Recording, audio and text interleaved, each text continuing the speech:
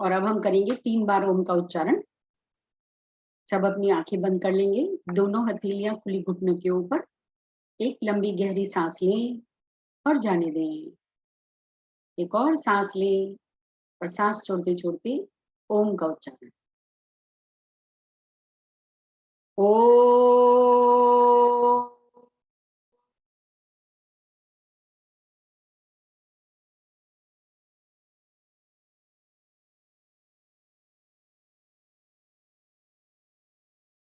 ओ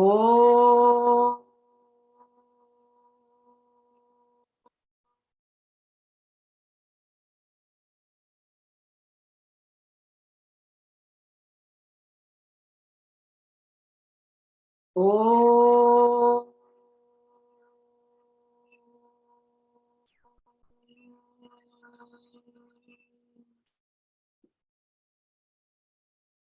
गुरुर्ब्रह्मा गुरुर्विष्णु गुरुर्देवो महेश्वरा गुरुर्साक्षात् परं ब्रह्म तस्मै श्री गुरुवे नमः। ओम शांति शांति शांति।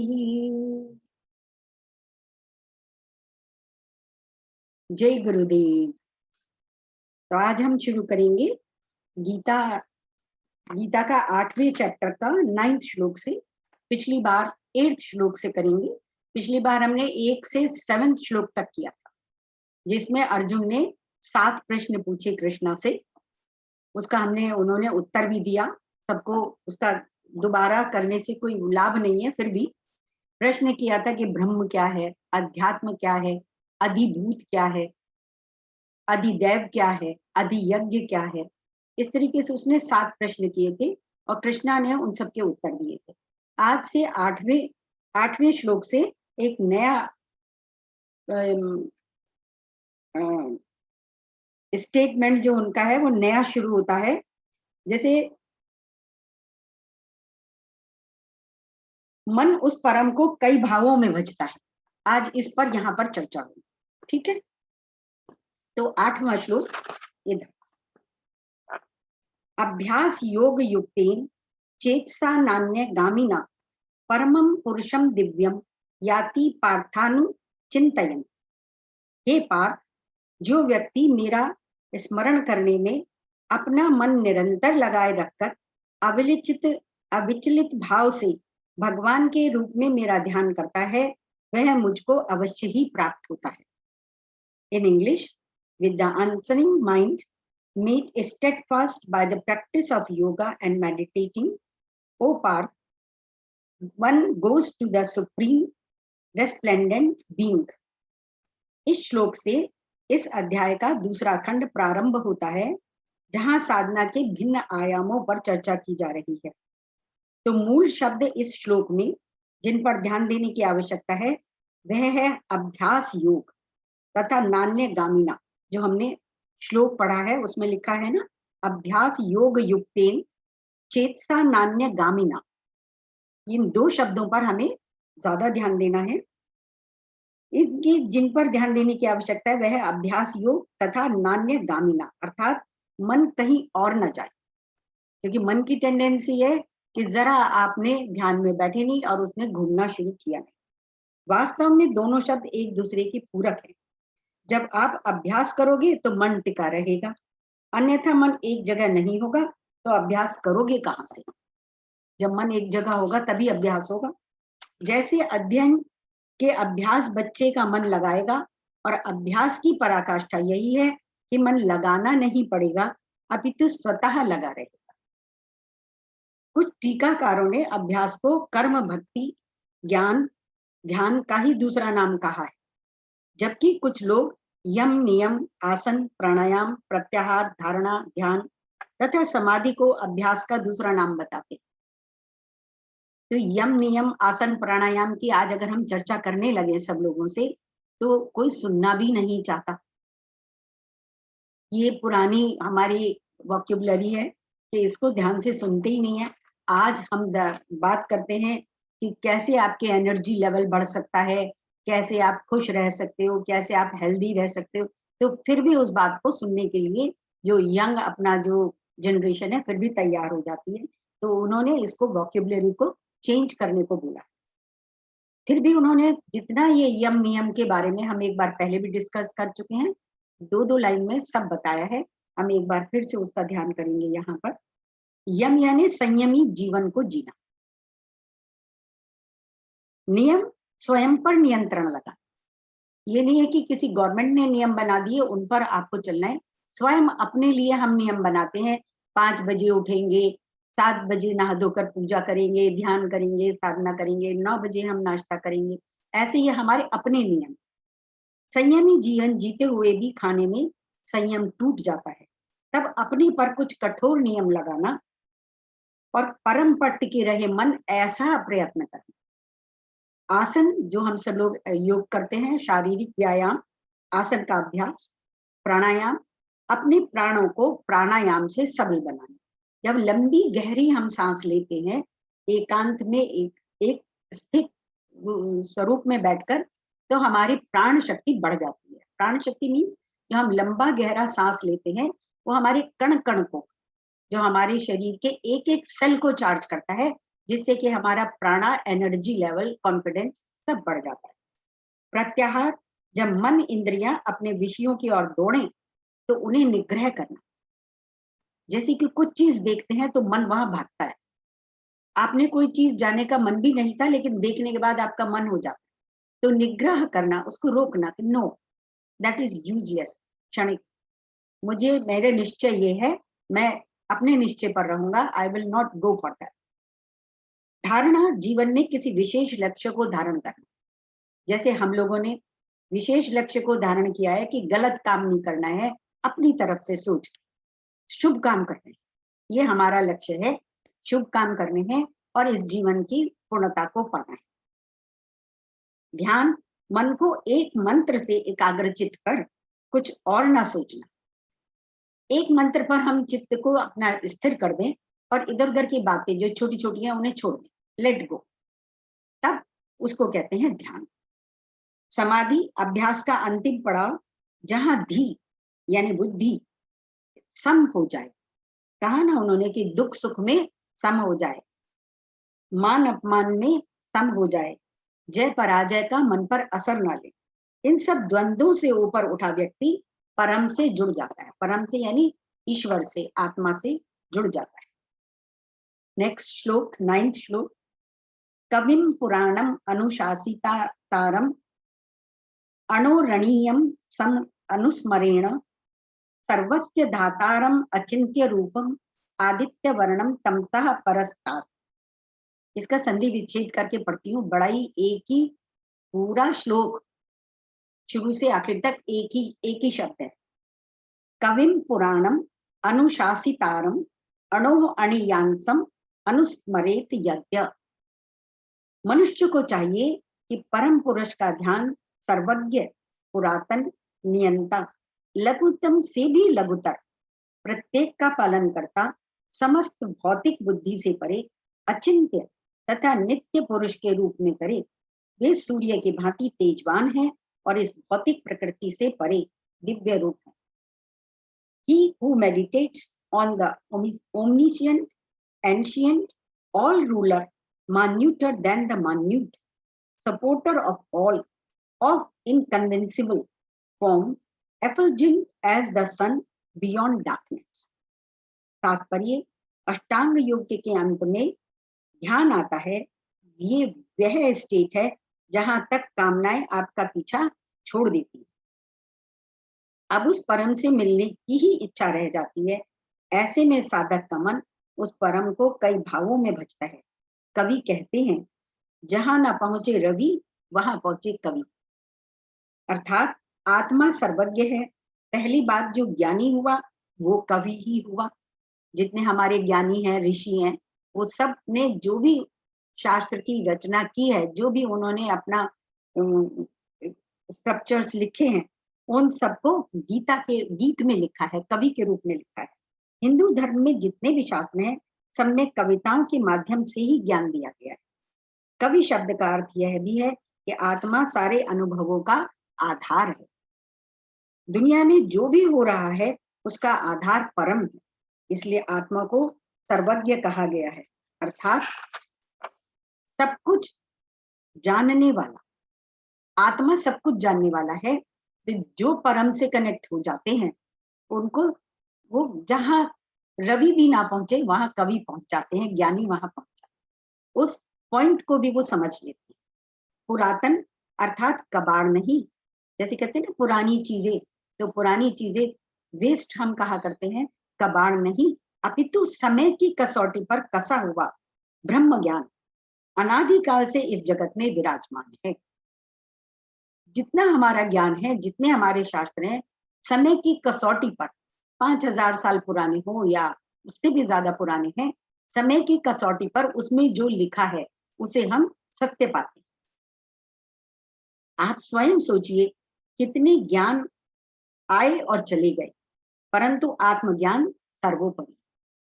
बहुत सारे ज्ञान आए और आकर चले गए, लेकिन जो आत्मज्ञान है वो सर्वोपरि है। जिसको आत्मज्ञान आ गया, जिसको ईश्वर से परम से कनेक्शन हो गया, वो सर्वोपरि है।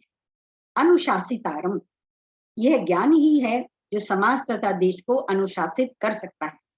ये जो हम एक एक शब्द का अध्ययन कर रहे हैं, ये श्लोक में है। ये श्लोक जो हमने अभी पढ़ा है उसमें पुरातन है, अनुशासितारम है, उन शब्दों का व्याख्या कर रहे हैं। ये ज्ञान ही है जो समाज तथा देश को अनुशासित कर सकता है। बाकी सारे तरीके जिनसे आप सोचते हैं कि हम अपने घर, समाज तथा देश, विश्व को अनुशासन में ला सकते हैं, वे मात्र जुगाड़ है।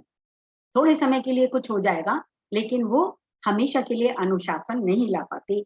लोभ से, लालच से, डर से, प्रेम से अथवा सांसारिक ज्ञान से दूसरों को वश में करना एक अल्पकालिक तरीका है।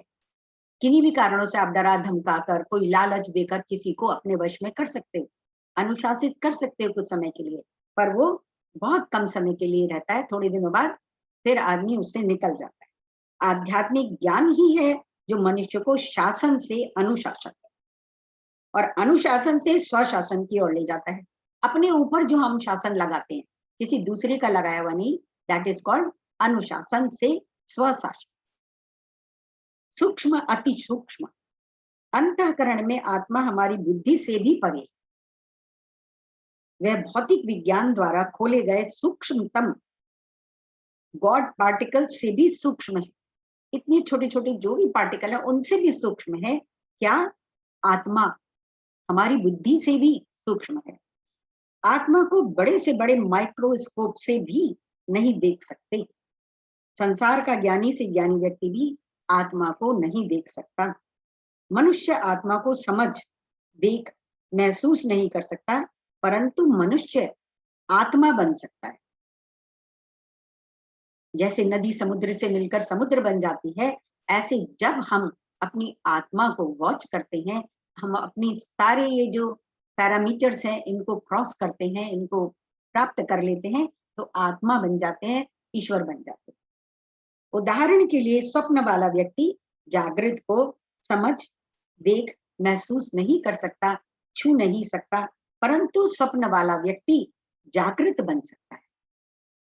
स्वप्न में जब आप हैं, सो रहे हैं, तो दूसरे को आप जानबूझ नहीं सकते, लेकिन आप जागृत हो सकते।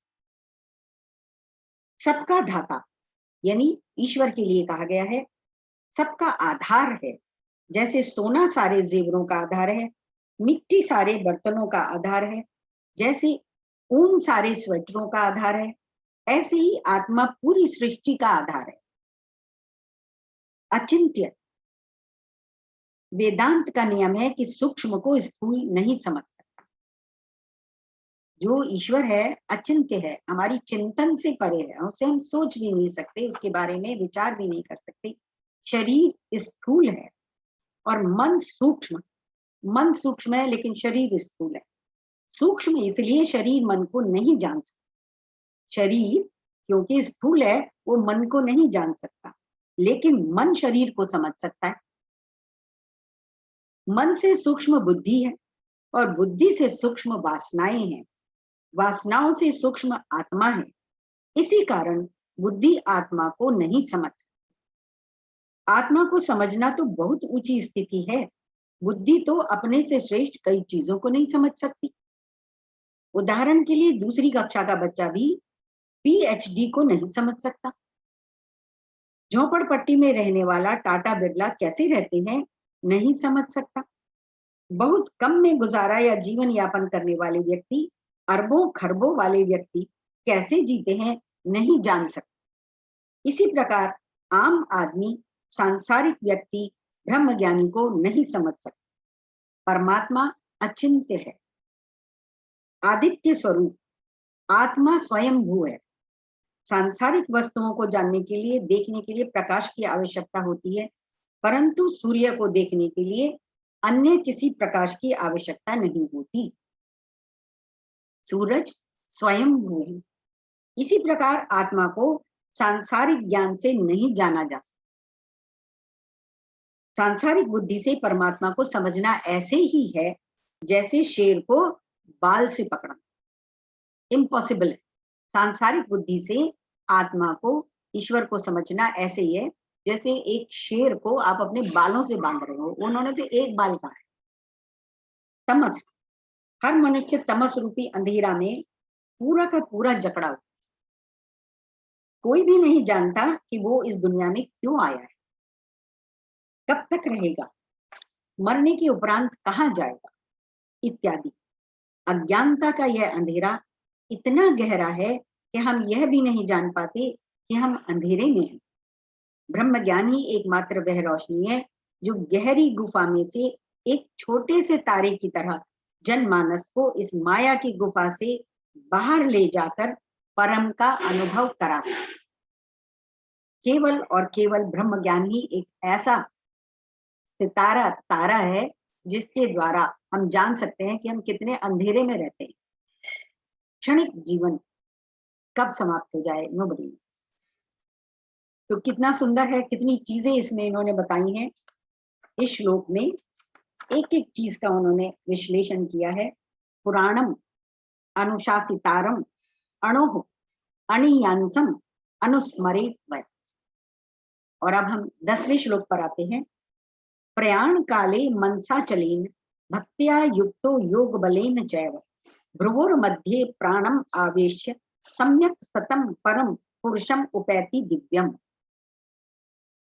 मृत्यु के समय जो व्यक्ति अपने प्राण को भौहों के मध्य स्थिर कर लेता है और योग शक्ति के द्वारा अविचलित मन से पूर्ण भक्ति के साथ परमेश्वर के स्मरण में अपने को लगाता है, वह निश्चित रूप से भगवान को प्राप्त करता है।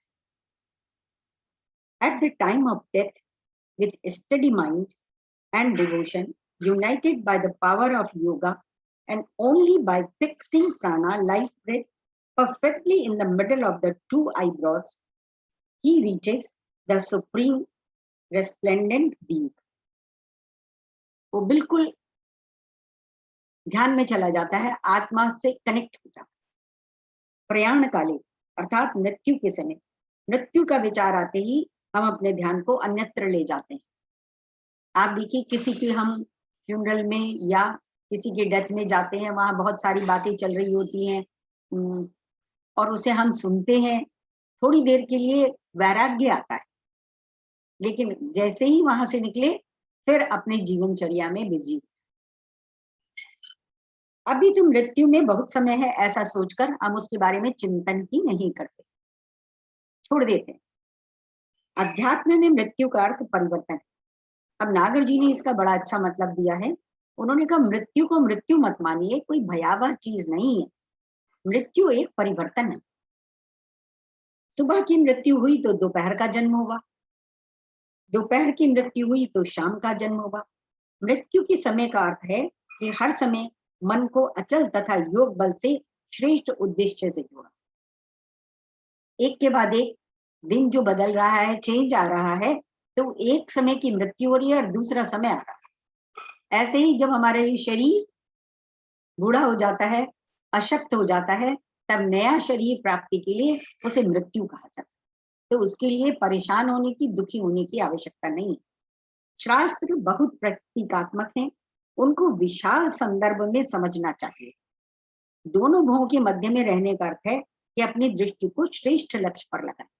देखो, जब ऊर्ध्वगामी होता है, जब हमारा मन ऊर्ध्वगामी होता है, दीपक की लौ ऊर्ध्वगामी है, तो दोनों भवों के बीच में जब हम यहाँ अपने मन को स्थिर करते हैं, प्राणों को स्थिर करते हैं, तो श्रेष्ठ लक्ष्य के लिए, जैसे हम रेकी करते हैं, ध्यान करते हैं, किसी को ब्लेसिंग देते हैं, तो वो सीधा यहाँ पर ध्यान आता है, आज्ञा चक्र। श्रेष्ठ लक्ष्य पर लगाएं। उस लक्ष्य के लिए मन को शांत, अचल तथा स्थिर रखना होगा। एक बात और महत्वपूर्ण है कि मन शांत, अचल और स्थिर इत्यादि केवल बुद्धि ही कर सकती है। बुद्धि के द्वारा ही, जब आप परेशान हो रहे हो, आप दुखी हो रहे हो, किसी वजह से डिस्टर्ब हो रहे हो, तो बुद्धि आपके मन को शांत कर सकती है। बुद्धि जैसे मन को लक्ष्य देती है, मन शांत और स्थिर और अचल हो जाता है। बिल्कुल ऐसे ही जैसे प्रधानाचार्य के कमरे में पहुंचते ही चंचल से चंचल मन वाला बच्चा भी शांत और स्थिर हो जाता है। बुद्धि ने काम किया ना कि प्रधानाचार्य जी आ गए हैं कमरे में, शांत, एकदम मन शांत। योग बल शब्द बहुत ही विचार करने वाला शब्द है। योग बल एक शब्द आया है श्लोक में, आपने ध्यान दिया हो अगर। प्रयाण काले मनसा चलेन भक्त्या युक्तो योग बलेन च। योग से बल, योग बल। तो उन्होंने कहा है कि योग बल शब्द बहुत ही विचार करने वाला शब्द है। बल मात्र योग से ही आता है। बल, किसी का भी बल किस चीज से बढ़ता है? योग से। कौन कौन से योग से?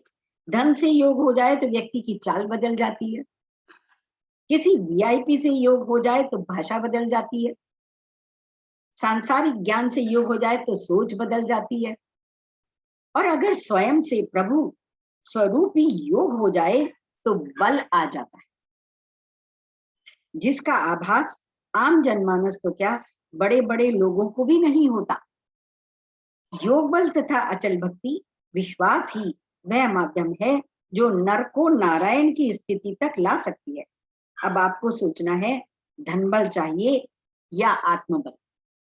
एक बात और समझ लें कि आत्मबल आ जाएगा तो धन बल की क्षमता भी आ जाएगी। 11वां श्लोक, यद अक्षरम वेद विदो वदंती विशंति यद तयो वीतरागाः यद इच्छन्तु ब्रह्मचर्यम चरन्ति तत्ते पदम संग्रहेण प्रवक्ष्ये।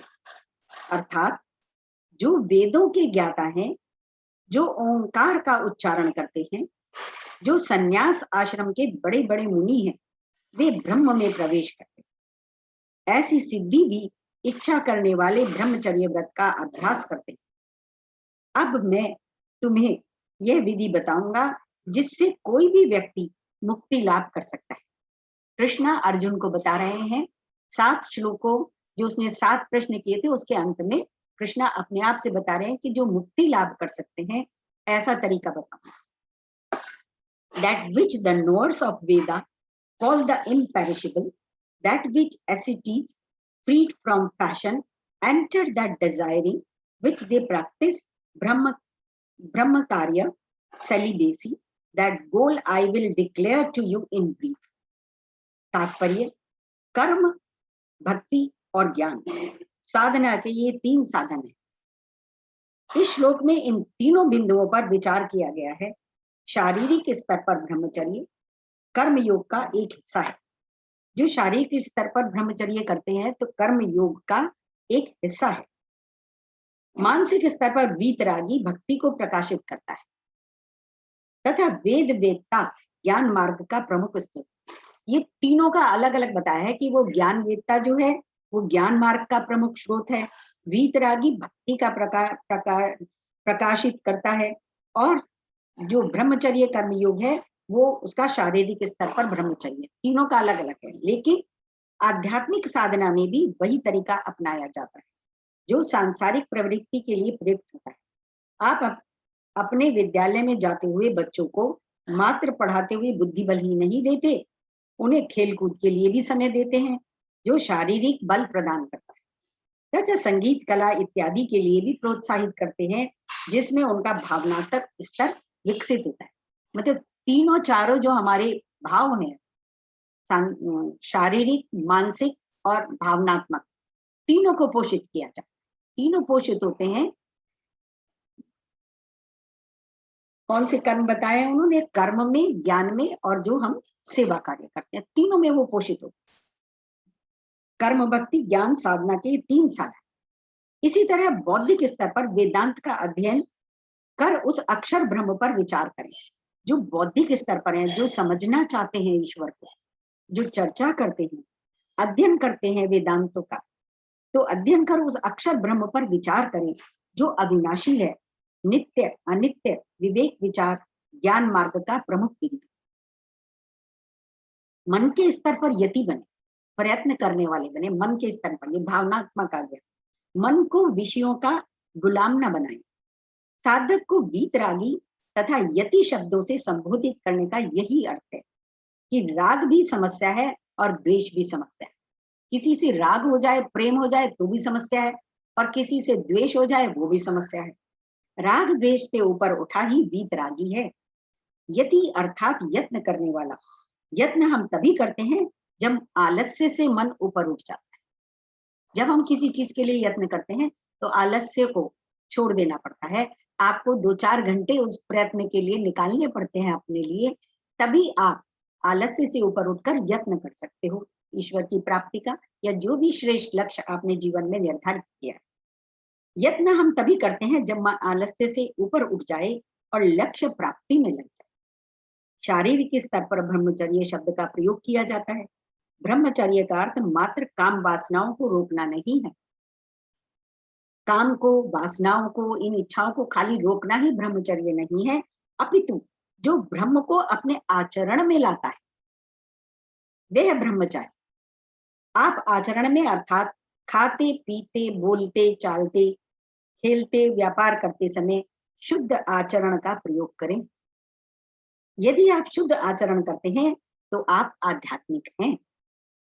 अशुद्ध आचरण करते हैं तो फिर स्वयं सोचिए क्या है। 12वां श्लोक। सर्व द्वाराणि संयम्य मनोरिधि निरुध्य च मूर्धन्य अध्यायात्मनः प्राणम आस्थितो योग धारणाम। ओम इति एक अक्षरम ब्रह्म व्याहारं माम अनुस्मरण यह प्रयाति त्यजन देहम स याति परमाम गति। अर्थात समस्त इंद्रिय क्रियाओं से विरक्ति को योग की स्थिति, योग धारणा कहा जाता है। जितनी भी हमारी इंद्रियां हैं पांचों, खाना, पीना, सोना, सुनना, बोलना, उन पांचों पर जब हम नियंत्रण कर लेते हैं, उनसे विरक्ति हो जाती है, तब उसको कहते हैं योग धारण। योग को धारण कर लिया। इंद्रियों के समस्त द्वारों को बंद करके, 5 द्वार हमारे हैं जो इंद्रियों की हम बात कर रहे हैं, आंख, नाक, कान, मुंह, है ना, ये सब। और 5 हमारे जो है आउटलेट्स क्या है? तथा मन को हृदय में और प्राणवायु को सिर पर केंद्रित करके मनुष्य अपने को योग में स्थापित कर सकता है। इस योगाभ्यास में स्थित होकर तथा अक्षरों के परम संयोग यानी ओंकार का उच्चारण करते हुए यदि कोई भगवान का चिंतन करता है और अपने शरीर का त्याग करता है तो वह निश्चित रूप से आध्यात्मिक लोकों को जाता है, यानी वैष्णो धाम जाता है, शिव धाम जाता है। Having controlled all gates, having confined the mind in the heart, having fixed his prana, life breath in the head, established in yogic concentration, reciting Brahman, the one syllable Om, remembering me, he who departs having the body, leaving the body, attains the supreme goal. जो ईश्वर का नाम बचते हुए, उनको जानते हुए, उनको याद करते हुए डिपार्ट होता है इस दुनिया से, वो सुप्रीम गोल को अवश्य पाता है। यहाँ श्री कृष्ण साधना की उस सबसे अंतिम स्थिति पर विचार कर रहे हैं जहां साधक परम गति को प्राप्त होता है। यह स्थिति हमारा जन्म सिद्ध अधिकार है। यह स्थिति हमारा जन्म सिद्ध अधिकार है। यानी ये मानव जन्म मिला ही इस काम के लिए है कि हम अपनी परम सिद्ध स्थिति को प्राप्त कर लें। जब तक हम उस परम स्थिति तक नहीं पहुंचते, तब तक इस नाशवान संसार में जन्म लेकर आते रहेंगे और जाते रहेंगे। बार बार श्री कृष्ण यही शिक्षा दे रहे हैं कि पहला कदम इंद्रियों को वश में कर। ये नहीं है कि आप खाएं पिए और हंसे बोले नहीं, लेकिन कंट्रोल रखें। जैसा आपने अपने आप को कहा है, आपने नियम अपने ऊपर लगाए हैं, उनको फॉलो करें। यहाँ इंद्रियों के द्वार समझाने का प्रयत्न कर रहे हैं। घर के द्वार खुले हों और निगरानी रहित हो तो कोई भी चोर घर में आकर लूट कर भाग सकता है। घर के द्वार हमेशा बंद तो घुटन हो जाएगी। हमेशा बंद होंगे अगर घर के द्वार तो घुटन हो जाएगी, और अगर खुले ही पड़े रहेंगे तो कोई भी चोर आकर लूट कर भाग सकता है। तो इसी प्रकार देश की सीमाएं खुली छोड़ दें तो देश में आतंक से त्राही त्राही हो जाएगी, और सीमाएं पूरी तरह बंद कर दें तो देश की उन्नति रुक जाएगी। इसी प्रकार शरीर की 10 इंद्रियों में, जिनमें 5 आगमन और 5 प्रस्थान द्वार हैं, कृपा करके इन द्वारों में ज्ञान रूपी सैनिकों को हर समय तैनात रखें। अन्यथा जैसा घर और देश में शांति नहीं रहती, उसी तरह आपका मन अंतःकरण भी अशांत रहे।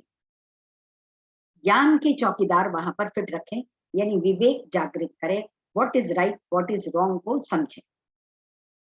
मन को हृदय में बांधकर कहने का तात्पर्य यह है कि अपनी भावनाओं को आत्मा में लगाओ। मन को हृदय में बांधकर पूरे मन से, जब हमें कोई जरूरी काम होता है, कल एग्जाम है हमारा, अब तक पढ़ने का मन ही नहीं लग रहा था, आज कल तो एग्जाम है तो आज तो पढ़ना ही पड़ेगा, तो बांधकर बैठ जाते हैं जबरदस्ती। कुछ लोग अपने इच्छा से सारे काम समय पर करते हैं, कुछ लोग जब सर पे आ पड़ता है तब करते। तो मन को आप बांध कर कि मुझे करना ही है, मुझे ये लक्ष्य प्राप्त करना ही है, तो उनको अपने कंट्रोल में लेकर बैठ जाएंगे। मन को हृदय में बांधकर कहने का तात्पर्य यही है कि अपनी भावनाओं को आत्मा में लगाओ। शुद्ध हृदय का अर्थ शरीर में स्थित दिल की जगह आत्मा से लिया जा सकता है। आत्म भाषा में भी हम यही कहते हैं कि दिल्ली भारत का दिल है। जो हम आम भाषा बोलते हैं आपस में, तो हमें पता है सेंटर में जो है दैट इज दिल्ली। दिल्ली भारत का दिल है। दिल से बात कर रहा हूं, किसी को अपनी बात का, अपने भावों का एक्सप्रेशन करना हो तो कहते मैं बहुत दिल से बात कर रहा हूं। दिल सेंटर, दिल अर्थात केंद्र बिंदु। इसी कारण मन को हृदय से बांधकर रखने का तात्पर्य यही है कि हम अपनी भावनाओं को आत्म स्वरूप रूपी केंद्र बिंदु में टिकाएं। अपने भाव को, अपने ध्यान को आत्मा में टिकाएं। ध्यान करते समय अपने प्राणों को हम मस्तक में दोनों भवों के बीच में स्थापित कर श्रेष्ठ लक्ष्य की प्राप्ति हेतु ध्यान करते। इसका सबसे अच्छा एग्जाम्पल जो ध्यान का दोनों भवों के बीच में रखने का है, रेकी जब करते हैं, एक पॉइंट पर आप ध्यान देते हैं, किसी के चोट लग गई है, किसी के लिए कुछ ब्लेसिंग दे रहे हैं, कुछ और किसी के लिए शुभ कामना कर रहे हैं, एक ही पॉइंट पर रहता है और ध्यान यही रहता है, सीधा सीधा रेकी में, और पता नहीं क्या क्या मिराकल्स हो जाते हैं। तो वो जो ध्यान है रेकी ध्यान, ये उस ध्यान की बात लगता है कर रहे हैं कृष्ण। इसका यहाँ सांकेतिक अर्थ भी है कि अपने प्राणों का मन को श्रेष्ठ लक्ष्य के लिए प्रयोग करें, व्यर्थ न गवाएं। आपके प्राण और मस्तक प्रतीक है श्रेष्ठतम का। जो हमारे प्राण है, जो हमारा मस्तक है, ऊर्ध्वगत ऊपर है सबसे, ये श्रेष्ठतम का प्रतीक है। जब इंद्रियों में, प्राणों में तथा मन में काफी हद तक संयम हो जाए, तब ओम मंत्र का उच्चारण करें। कोई भी अन्य मंत्र मन को उसकी प्रचलित कथाओं में मन को भटका सकते हैं। हम किन्हीं भी देवी देवता की पूजा अर्चना कर रहे हैं, उनका नाम लेकर कोई कहानी कर रहे हैं या उनकी स्तुति कर रहे हैं, तो उनका हमारा मन उनकी कहानियों में जा सकता है। जैसे हम गणेश का शाम को प्रोग्राम देखते हैं, है ना, तो उसमें क्या है कि बहुत सारी कहानियां कथा चलती हैं। कृष्ण भगवान के दर्शन हुए तो फटाक से वृंदावन की याद आ जाएगी, आपको जो है रास याद आ जाएगा, है ना। लेकिन ओम एक ऐसा शब्द है इंडिविजुअल, जिसके प्रति आपका कहानियों में, कथाओं में, उसके बातों में कहीं इधर उधर मन नहीं जाएगा, सिंगल पॉइंटेड। उसकी प्रचलित कथाओं में मन को भटका सकते हैं। परंतु ओम मंत्र के साथ जप में ध्यान में स्थिरता की अधिक संभावना है, क्योंकि ओम के साथ किसी जीवन का, किसी किरदार का कोई जोड़ नहीं,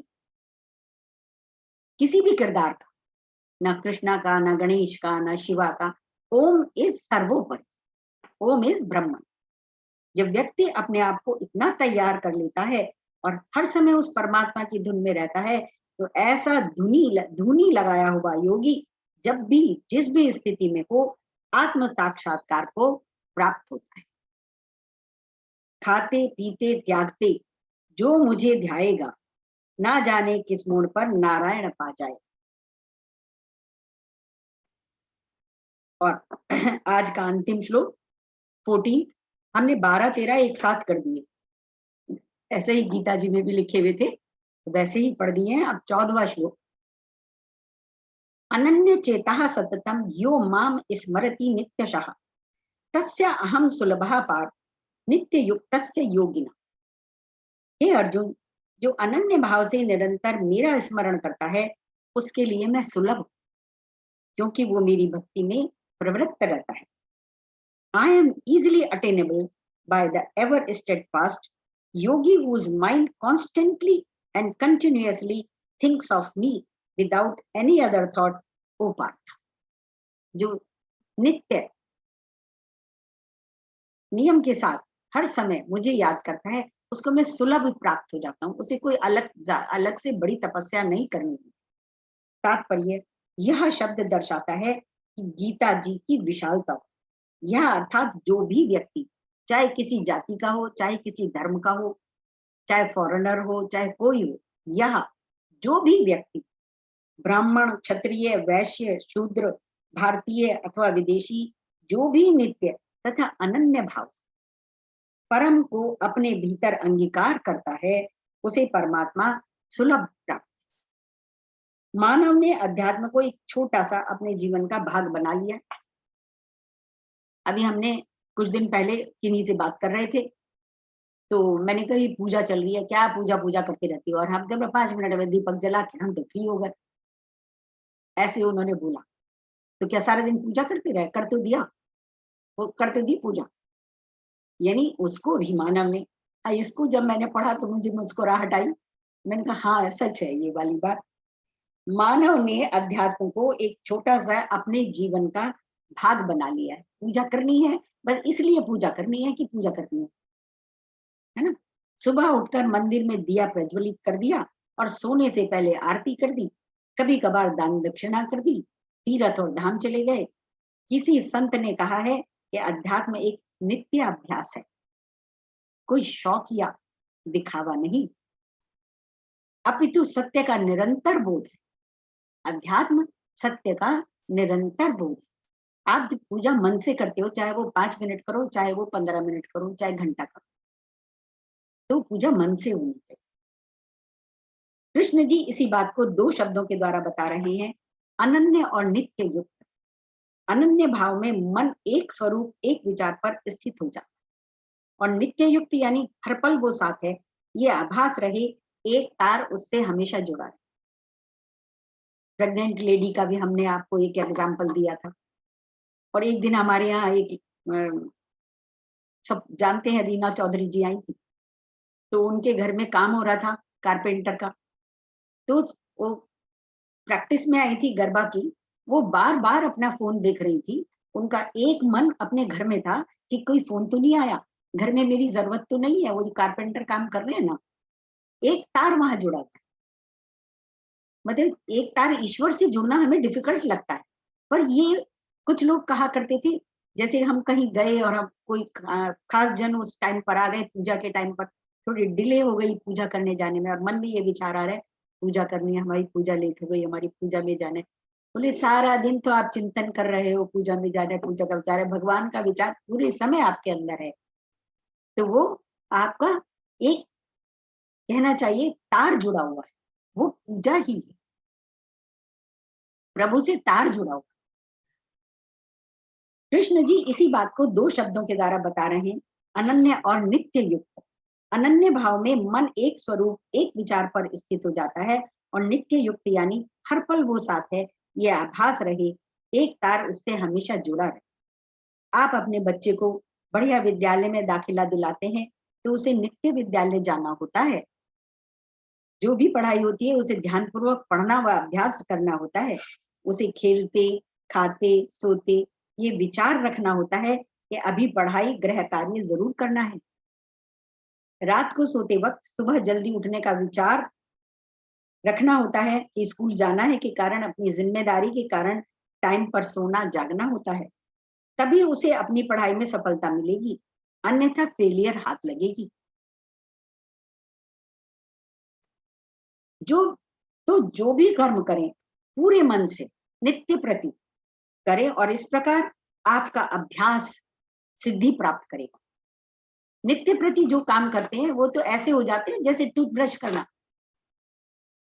जब पूजा करने लगे हैं, आप योग करने लगे हैं, आपकी दिनचर्या में शामिल हो गए, आपने उनका धारणा कर ली, सफलता मिलेगी। और कृष्ण जी यही बता रहे हैं कि उनका ध्यान अनन्य भाव से नित्य करने से ही परम की प्राप्ति होगी। ये नहीं कि अभी संकट आ पड़ा तो बस अब कर रहे हैं, संकट आने पर कर रहे हैं।